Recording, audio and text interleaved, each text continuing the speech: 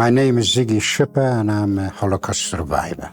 He was a force of nature, an absolute force of nature. He was a larger-than-life personality. Everyone just adored him. If you met him, you never ever forgot him. He had such a positive impact on so many people's lives. Family was everything to my dad, absolutely everything. He was an educator because the last 20, 25 years of his life, he devoted to telling people what happened to him because of hatred and racism. Thank God that Holocaust Education Trust was formed, and that's when I started talking more and more. So I think the last talk he gave was in Liverpool. I went with him, and the children, the students just were in awe. Everybody was engrossed by Ziggy's story. You could hear a pin drop. You literally could hear a pin drop. He felt he was there to speak for the people that couldn't tell their stories. They all wanted to come up to him, have selfies, shake his hand, give him a cuddle. Dad loved working for Het, and I don't think he would have called it working anyway. I instill on students, please, please, do not hate. Dad used to say, we're all the same. He was a very special person. I've seen walking skeletons in every sense of the word. She was an educator. She was a queen. She was a character, absolute character. She was a survivor and a fighter, fighting to tell her story and make sure everyone heard it. She wanted to stand up for everybody. From Plaszow, I went to Auschwitz. From Auschwitz to Buchenwald, from Buchenwald to Bergen-Belsen. I was liberated in Bergen-Belsen, 1945, on the 15th of April. And then she told me the other side about how she met my father. She was being liberated, and he was one of the soldiers that liberated her. And the beauty is her wedding dress was made out of a parachute. They were together for 49 years. I mean, my father already knew that he was going to marry this girl. Can you imagine that? I mean, that's unbelievable. She thought that HET was the most important organisation in this country. She wanted them to understand what she stood for. Her key message, I can tell you exactly, this shall never happen again. My name is Nadav Nadav. I am the grandson of Freddie Nadav. I had so many nightmares before I started talking, nightmares about my experiences. But as soon as I started talking about it, no more nightmares. It was wonderful.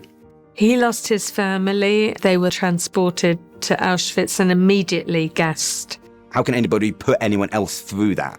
It's unfathomable. It's unimaginable. Thought at that moment that I'm going to be killed. To go through what he went through and to survive and start a new life, a wonderful, peaceful life with a woman who he loves. He was chuchi, he was warm, he loved us, he loved his family.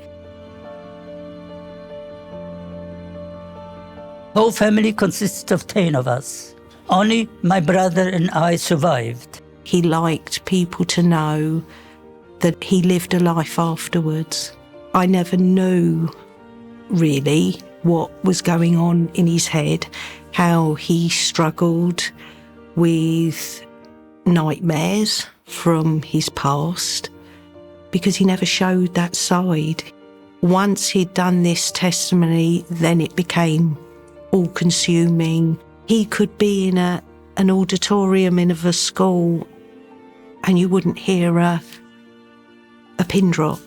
Watching the children at that school in awe of him and him loving them, and that just projected across.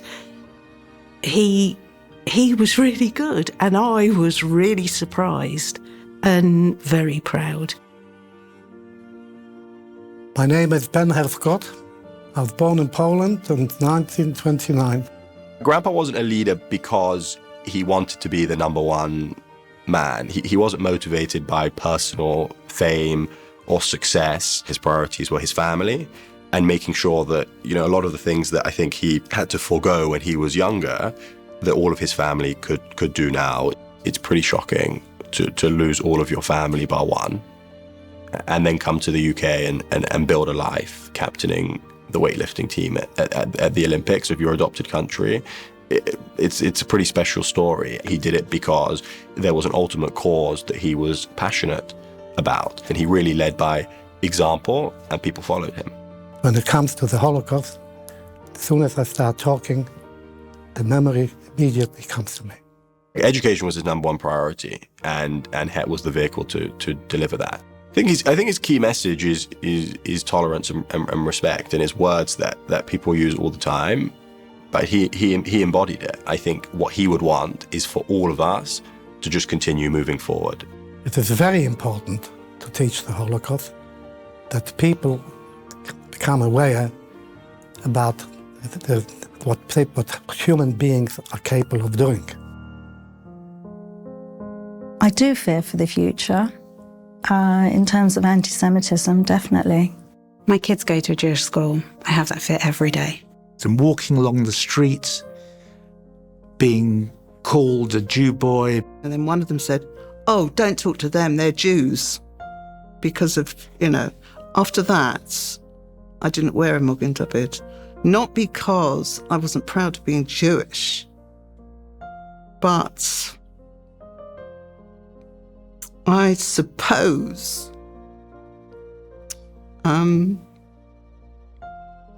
I felt how my mother would have felt, and that upset me. This is not a Jewish question, it's a question for humanity. I feel it must be a purpose. They've got some sort of mission. The fear that most survivors have is that the world will forget. Why this Holocaust Education Trust is important? That I can end my life, I know I've done my bit, and they carry on doing my bit forever. We must never give up. We must never stop teaching young people